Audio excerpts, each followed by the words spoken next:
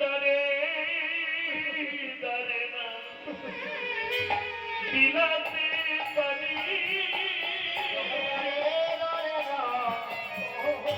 বিলাতে পারি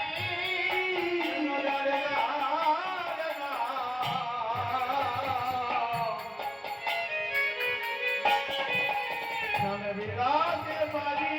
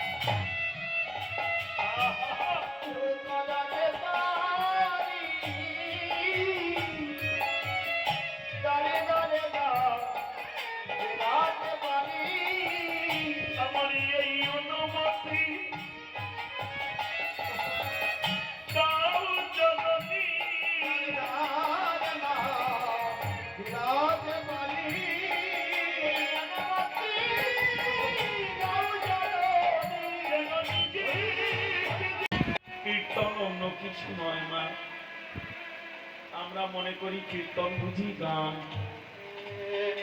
কীর্তন সঙ্গীত, কীর্তন নাচা খেলা না গো।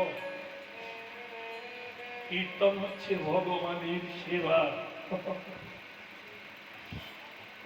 সেবা দিতে গিয়ে যে নিজেকে স্থির রাখতে পারে না, ধরে রাখতে পারে না, সেবা দিতে গিয়ে যে ভগবানের চরণে আত্মনিবেদন করতে পারে না, জানলে তার সেবা হলো না বাবা।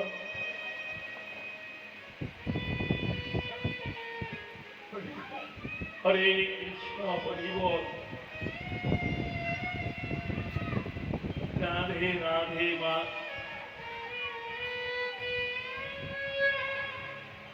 কলিযুগে ঘরে ঘরে নাম হবে, শাস্ত্রের বচন মা। কলিযুগে ঘরে ঘরে হরি নাম সংকীর্তন হবে। আচার বিধি নিষ্ঠা না মানিয়া নাচিয়া কুদিয়া সব রস তলে যাবে। যদি বলো বাবা রাধে রাধে মা,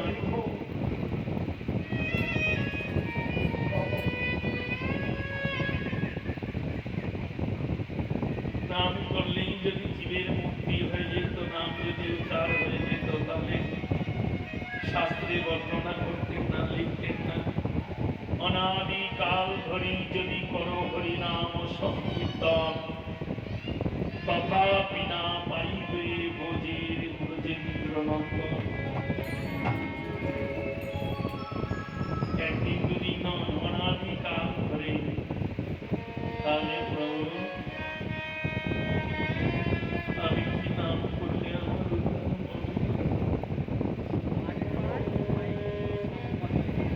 কলিযুগে ঘরে ঘরে নাম হবে মা, কিন্তু কলিযুগের জন্য একা 81 কুণ্ড নরক বর্তমান জগতে রেখে গেছে। 84 কুণ্ড নরকের মধ্যে বলির ভাগে 81 কুণ্ড। ওই জন্য শাস্ত্রী বললে আচার বিধি নিষ্ঠা না মানিয়া নাচিয়া করিয়া সব রসতলে নামে।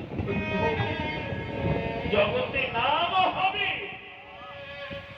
কিন্তু জীবনের নাম হবে না।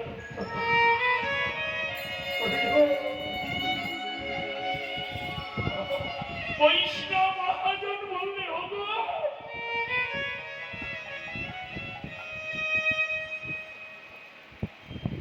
যদি জিতে চাও নিত্য ধাম তবে আগে না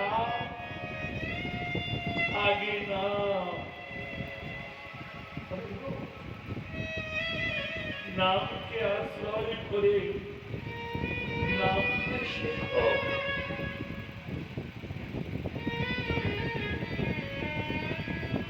হরে কৃষ্ণ। যত যত ভক্ত জীবনী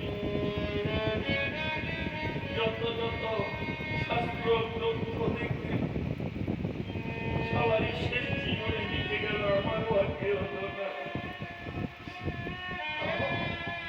কেন হলো আমার নামা হলো না। মান অভিমান অহংকারে বসে পাণ্ডিত্যের অহংকারে আমি লিপিবদ্ধ করলাম বটে কিন্তু নামতে না পারছি। এই জন্য বিশ্বকবি রবীন্দ্রনাথ ঠাকুর লিখেছিলেন আমার মাথা নোয়ায় দাও প্রভু তোমার চরণ তলে।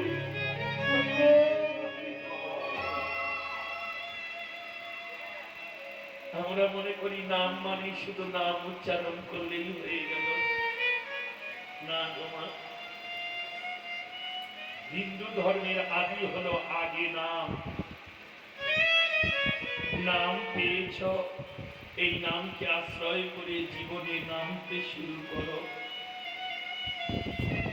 মান অভিমান আভিজাত অহংকার যা কিছু জীবনে সব এক এক করে দূরে সরিয়ে সাধুগুরু বৈষ্ণব চরণে নামতে শুরু করো।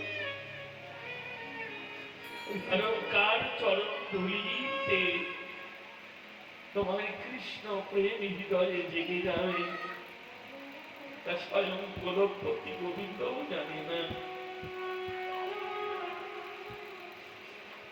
বৈষ্ণব মহাজন বন্ধে যদি মৃত্যু ধামে যাওয়ার বাসনা জাগে, যদি কৃষ্ণ প্রেম রসে ডুবিতে বাসনা জাগে, তাহলে জীবনে সদেগুরু চরণে আশ্রয় করে নামকে হৃদয়ে ধরে সেই নাম নয়নের জলে ভেসে একবার নেমে দেখো বৈষ্ণব। কিন্তু সহজে নামতে পারি না।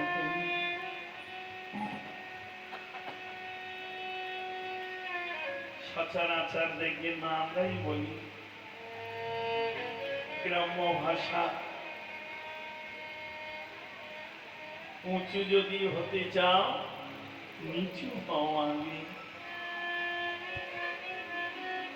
এ জীবনে যারা হয়েছে নিচু পেয়েছে কিছু না কিছু বাবা।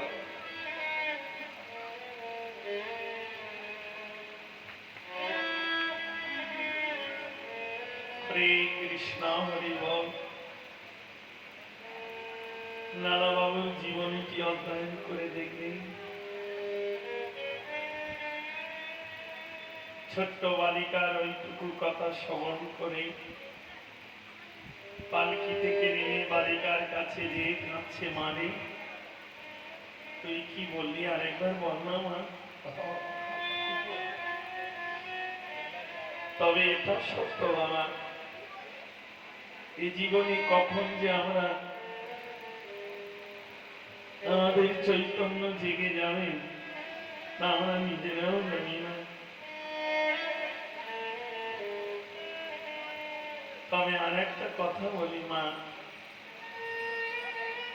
জীবনে আঘাত দুঃখ কষ্ট না পেলে জানবে আমার কৃষ্ণ ভজন হলো না। কৃষ্ণ ভক্তের বাধা যত সুভাব শুভ কর্ম, জীবনে কষ্ট দুঃখ না পেলে জানবে হলো না বাবা।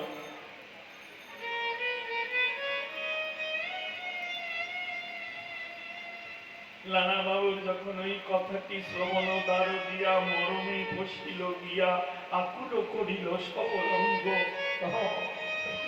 জীবনে চলার পথে আমরা অনেক কথা শুনি, অনেক বলি, তাই না? কিন্তু সব কথা সব বার্তা আমাদের হৃদয়ে প্রবেশ থাকে না বাবা। তেমনি নাম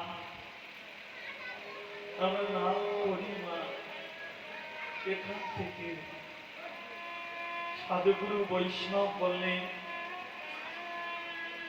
ভালোবাসা সবাই করে, ভালোবাসা এখান থেকে হয়, কিন্তু ভালো ভাষা ভাষা মানে ঘর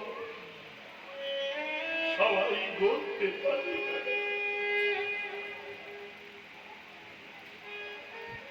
এই জীবনে যারা ভালো ভাষা করেছে গো,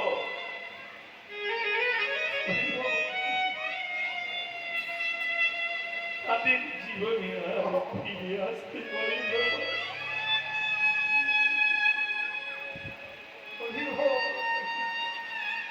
যারা এখানে ঘরে তাদের জন্য গোবিন্দ সেখানে ঘরে করে পাওয়ার নাম কৃপা। আমরা শুধু বলি কৃপা করো, কিন্তু কি করলাম সেটা জানলাম না। শাস্ত্রে কথিত আছে কর্ম করে যাও, ফল আমি দিয়েই রেখেছি। করে পাওয়ার নাম কৃপা। ভক্ত দেয় ভক্তি, সেই ভক্তি প্রেম আস্বাদন করে ভগবান যখন ফিরিয়ে দেয় তার ঘরে, তার নাম হয় কৃপা।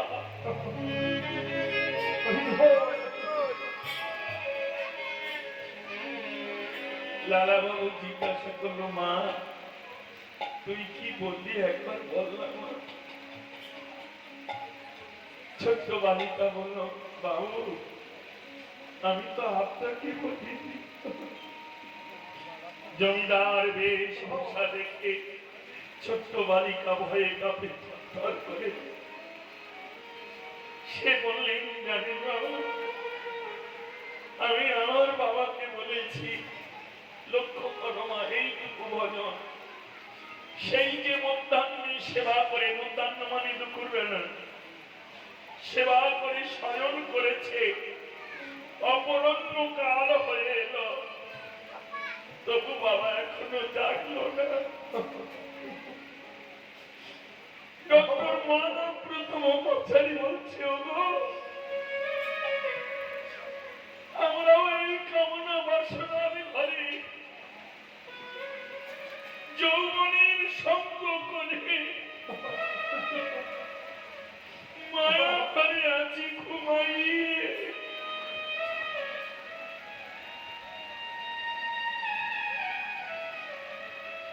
জীবনের বেলাকার যে কখন বসেছে পাপি,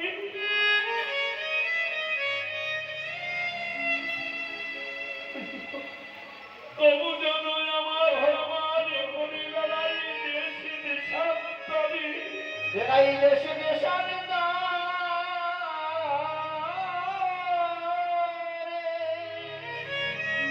ভুলে যাই জীবনে এসেছি ভাবে আমাকে যেতে হবে।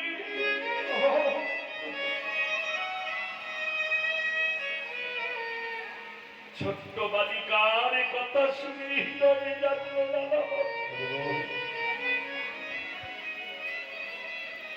জাগতিক জগতে হয়তো তোর পিতা ঘুমায় আছে,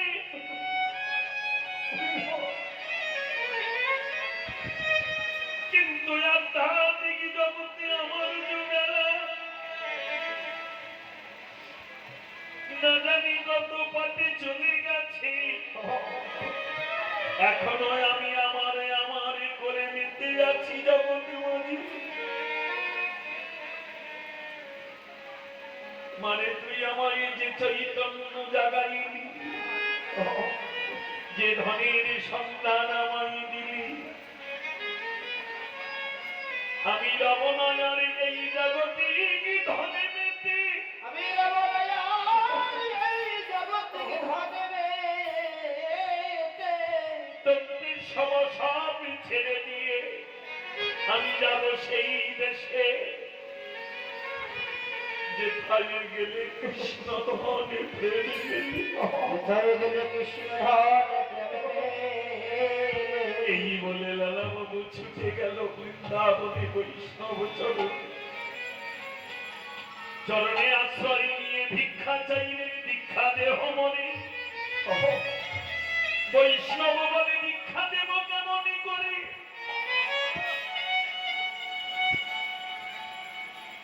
যে জমিতে আগাছা কুগাছা ভরা থাকে, সেই জমিতে বীজ রোপণ করলে ফসল ভালো হয় না। তাই তোমাকে দীক্ষা দেওয়ার আগে তোমার শিক্ষার ঘরে যেতে হবে। শিক্ষার শব্দ অর্থ হলো ভজন, আর দীক্ষা শব্দের অর্থ হলো দর্শন। দীক্ষা হলো কৃষ্ণ তত্ত্ব, শিক্ষা হলো রাধা তত্ত্ব। এই জীবনে রাধা তত্ত্ব না জানি কৃষ্ণ ধনী সেবা করবে কেমন করে? যে মায়েরা রন্ধনে জানে না, সে মায়েরা পতি সেবা দেয় কেমনে?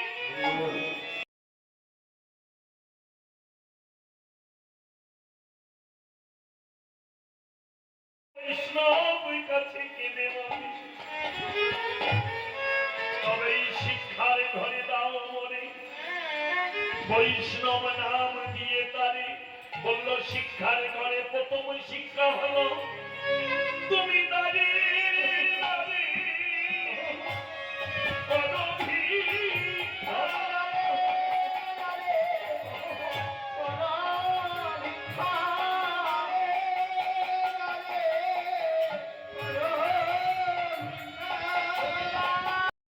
জগতের ভিক্ষা নয়। যে মনে করি যে ভিক্ষা তিনি নিয়েছেন সেটা গুরু সেবা, অর্থাৎ গুরুরূপী গোবিন্দকে সেবা করে। লক্ষ্য করো মা, এবার যাহা শাস্ত্র তাহা বাস্তব, বাস্তব তাহা বিজ্ঞান। রাধে রাধে মিলিয়ে দেখো তোমা। বাহ্যিক জগতের কথা আহা, শাস্ত্র গ্রন্থের কথা বাদ দাও। যেটা নয়ন দেখছে সেটা তো বিশ্বাস করবে। কমিটির পানি চেয়ে দেখো তো, যারা আছে কেউ উচ্চ শিক্ষিত, কেউ উচ্চ ধনী, যার বাড়িতে হয়তো আমি রাখালগিরি করতাম, সেই ব্যক্তির ছেলে এসেছে হরিনামে ভিক্ষা করতে। আমি যার বাড়িতে রাখালগিরি করে বড় হয়েছি, সেই তানারই ছেলে এসে আমার কাছে কাঁদছে, 100 টাকা চাঁদা দেব। আমি বললাম আমি দেব। আমি যেই বললাম পারবো না, সঙ্গে সঙ্গে আমার ঘরে কর ধরে না, চরণ ধরে না, না দিলে যে হবে না। এত সাধুগুরু বৈষ্ণবের সেবা, এই যে নব বৃন্দাবনের আয়োজন। আমি তখন বললাম কি করছো তুমি? দাদা, একদিন তোমাদের বাড়িতে আমি রাখালগিরি করে বড় হয়েছি, আজকে তুমি আমার বলো সেদিনের কথা আলাদা। আমি যে কৃষ্ণ প্রেমের তরে ভিক্ষা এসেছি দাঁড়ে দাঁড়িয়ে।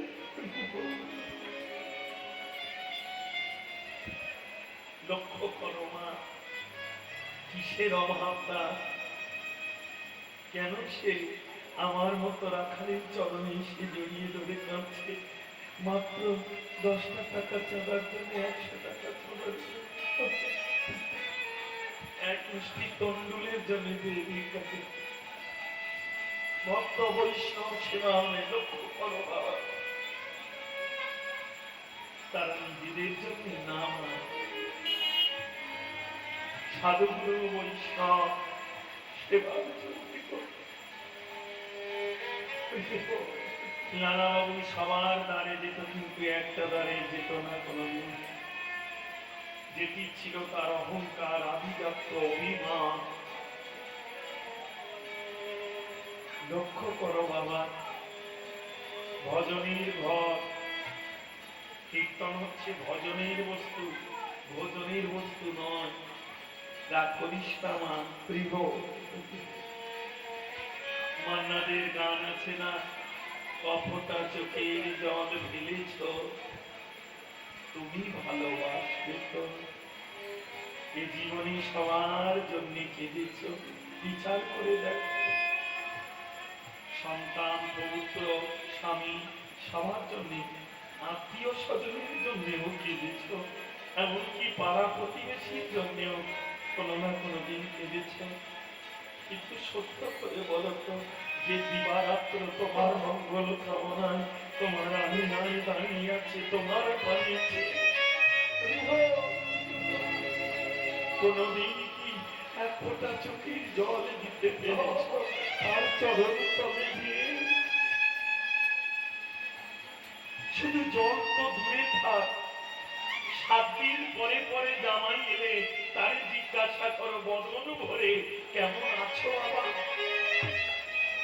কিন্তু যে 7 পুরুষ ধরে গোবিন্দ আমাদের রক্ষা করে চলেছে, তাকে কোনদিন জিজ্ঞাসা করতে পারেনি গোবিন্দ তুমি কেমন আছো?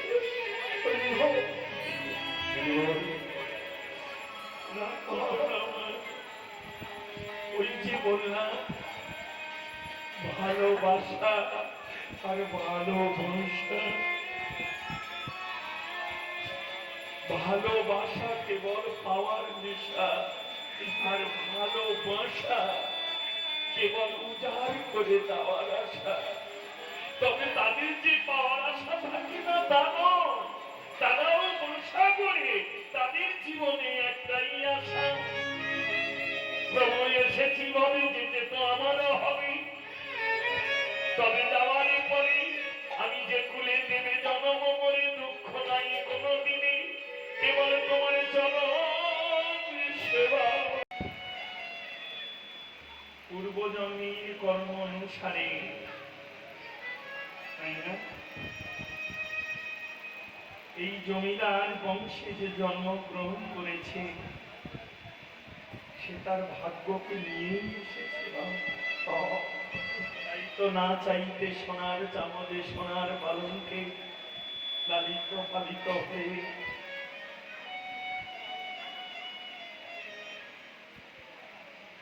বৈষ্ণব মহাজন বলে নব, আমরা নিয়ে আসি ভাগ্য, আর নিয়ে কি যাই মা। এখানে যে আমরা এসেছি সবাই নিয়ে এসেছি ভাগ্য, আর এখান থেকে নিয়ে যাব আমরা আমাদের কর্ম।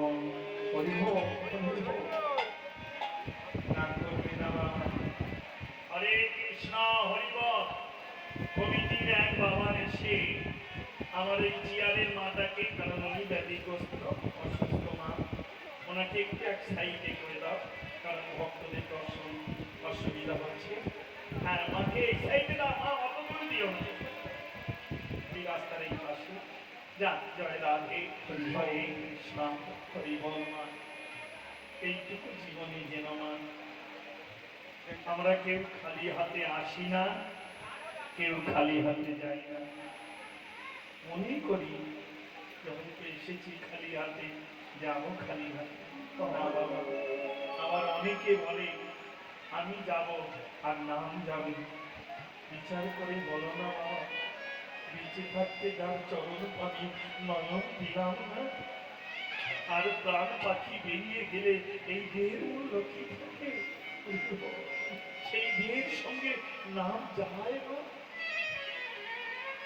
তবে নাম যায় না, যায় আর কর্ম হয়। দেহে যখন পুড়ে ছাই হবে, অক্ষরে অক্ষরে তার কর্মটা লেখা হবে। সেই কর্ম অনুভব করে এই জগৎ আমি কাঁদতেও কাঁদতে পারো। স্বামী বিবেকানন্দ বলেন, কলিগুরু রবীন্দ্রনাথ বলেন, বিচার করো মা, আমরা তার কর্মের জন্য আজ বসে কাঁদি। আমার সন্তান যদি আমার গর্বে একটা হতো,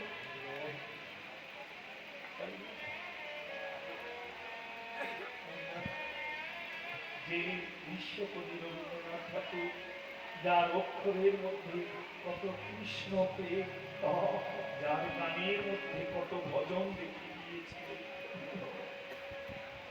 আমার হিয়ার মাঝে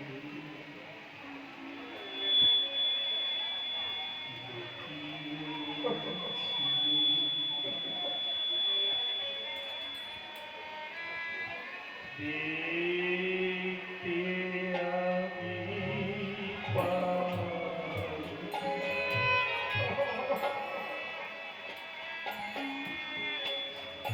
তোমার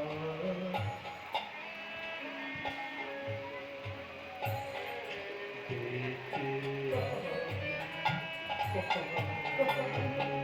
আমারে আর বুঝে লুকিয়েছিলে, দেখতে আমি পাইনি তোমার, দেখতে আমি পাইনি। আমার হিয়ার মাঝে লুকিয়েছিলে, দেখতে আমি পাইনি তোমার, দেখতে আমি পাইনি। আমার হিয়ার মাঝে লুকিয়েছিলে, দেখতে আমি পাইনি তোমার, দেখতে আমি পাইনি। বাড়ি পানি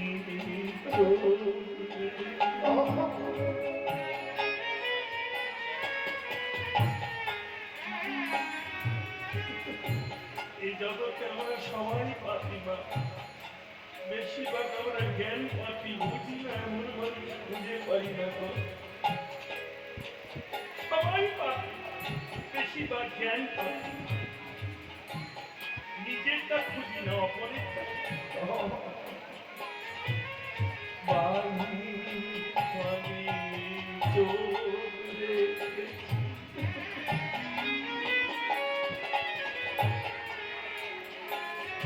আমার হৃদয় পানি চাইতে। আমার হিয়ার মাঝে দেখতে আমি পাইনি তোমার, দেখতে আমি পাইনি।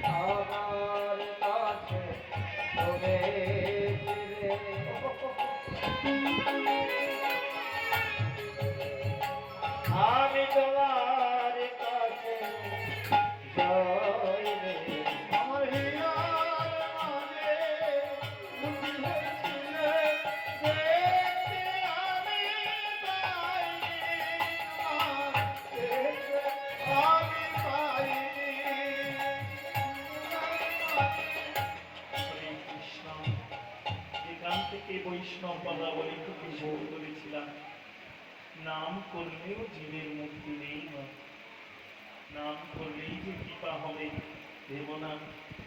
যে নামে প্রেমশ্রু ধরে না সে নাম বিপদ। শাস্ত্রেই আছে, হেন কৃষ্ণ নাম জীব যদি লহ বহুবার, তথাপি না বহে যদি প্রেম অশ্রুধা। তাহলে জানিও ইহাতে অপরাধ প্রচুর, কৃষ্ণ বীজ তোমার না হলো অঙ্কুর।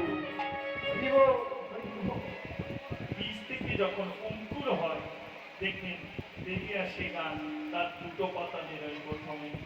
তেমনি ভজন রাজ্যেও তাই না, গুরু যে বীজ তোমায় দিয়েছে এই মানব জমিতে, শ্রবণ কীর্তন জল ঢাল সর্বক্ষণ, এ যখন বীজ থেকে অঙ্কুর হবে এই দুটো পাতা হবে না, একটা হবে ভজন, একটা হবে সাধন। এই দুটো পাতা আসতে কথা ধীরে বলে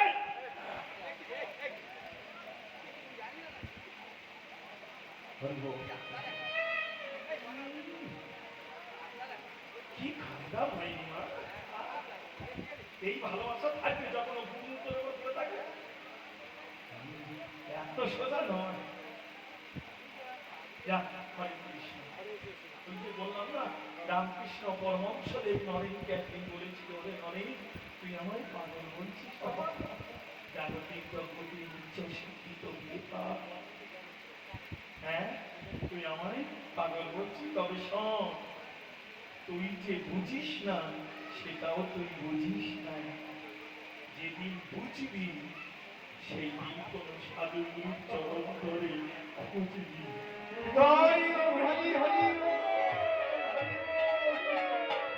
রবীন্দ্রনাথ ঠাকুর এইখানে লিখেছিলেন, যাহা দেখিবে ভাই উড়াইয়া দেখো ভাই, পাইতেও পাইতে পারো অমূল্য রতন।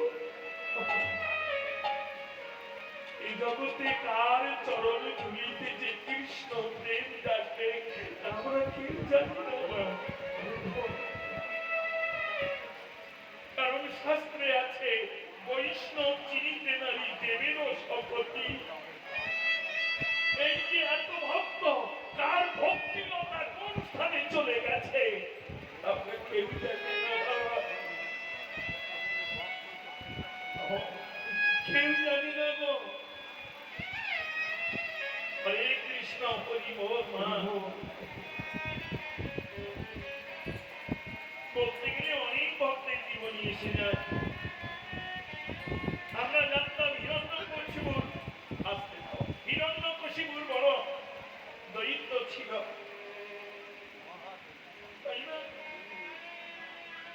হিরণ্যাক্ষ হিরণ্যকশিপুর বড় দরিদ্র, কিন্তু এর মতো বড় ভক্ত পাওয়া যায়নি। যখন দরিদ্র কোল ঘুমিয়ে পড়ে এই হিরণ্যকশিপুর দরজা জানালা বন্ধ করে অন্ধকার ঘরে বসে বসে কাঁদে, আমি তো তোমার আশার সব পথ বন্ধ করে দিয়েছি, কিন্তু দেখবো হরি তুমি কেমন করে আসো আমাকে উদ্ধার করে নিয়ে যেতে, আমিও দেখবো। যে কান্না কেউ না দেখে সে কান্না আমার গোবিন্দের ভক্ত দেখে।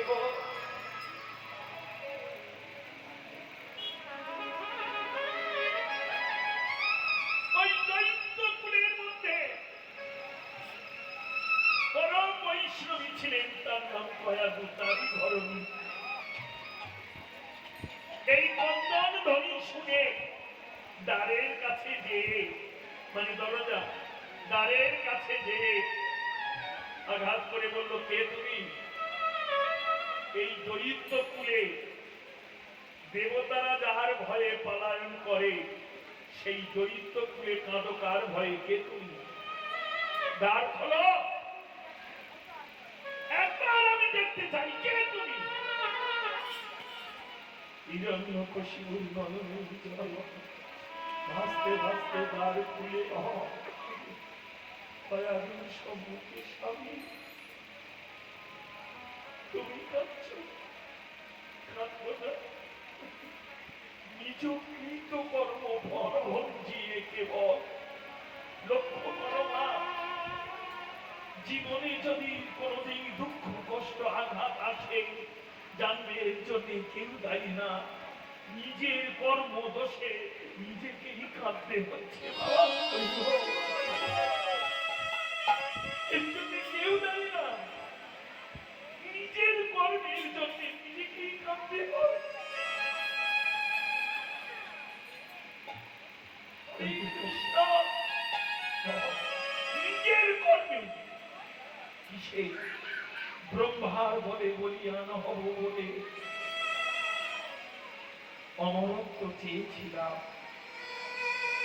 ব্রহ্মা তপস্যায় সন্তুষ্ট হয়ে দেখা দিয়েছিল বলে, কিন্তু স্বয়ং ব্রহ্মা বলল আমিও অমর নই, তাহলে আমি অমর বর দেব কি করি? যে জগতে অমর সেই তো অমরত্ব বর দিতে পারে। আমি অমর নই, আমার মতো কত চৌদ্র ভ্রুবনে ব্রহ্মা আছে, একদিন না একদিন তাদেরও লক্ষ্য করব।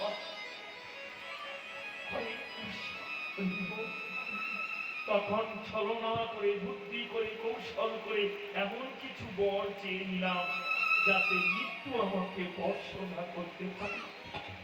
দিনেও না রাতেও না, মানুষে না পশু না, ঘরে না বাইরে না, কত কিছু উদয় হলেও না, অস্ত গেলেও হবে না।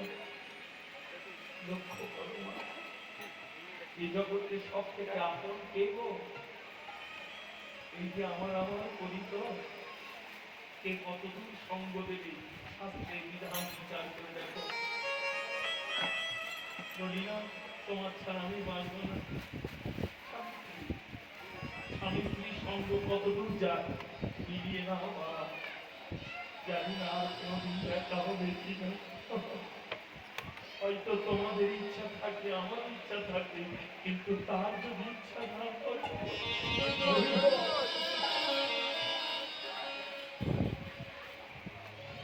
গাধে গাধে স্বামী স্ত্রী সঙ্গ হয়, মিলিয়ে না মা ঘরের চৌকাঠ পর্যন্ত। স্বামী যখন দেহ রাখে, সারা জীবন যাকে আদর করে ভালোবেসে এত সেবা যত্ন করবে, দেখবে হৃদয় থেকে প্রাণ পাখি বেরিয়ে গেলে তোমাকে ওই ঘরে বসে